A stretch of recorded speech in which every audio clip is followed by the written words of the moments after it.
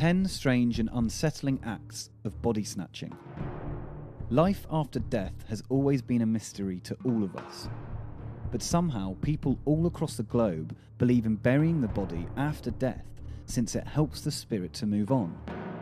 Unfortunately, there are instances when bodies are snatched from their burials, and we're going to share a few of those dark practices.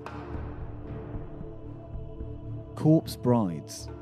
In China, body snatching got into a new level when grave robbers stole women's bodies from their grave and started selling them after cleaning with falsified medical records for the price of $38,000.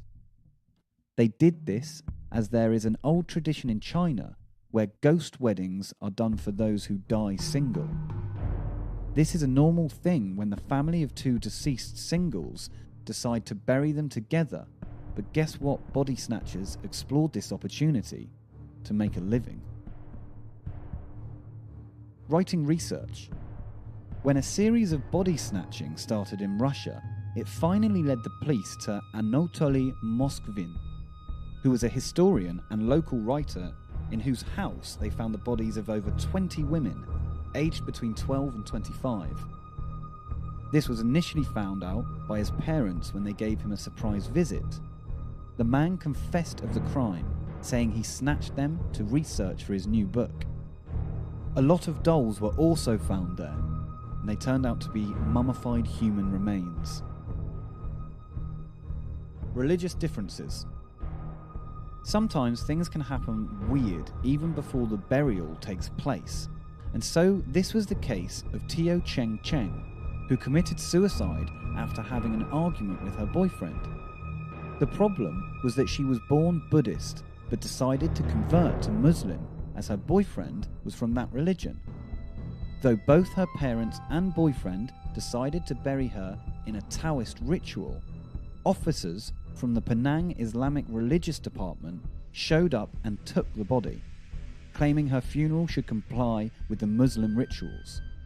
The family went to court and finally won, but guess what? The woman's body had to be kept in the mortuary until a verdict was decided. For science.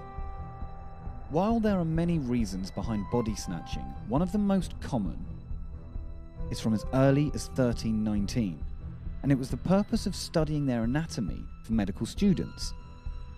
In the later periods, this slowly expanded into selling random body parts for transplants.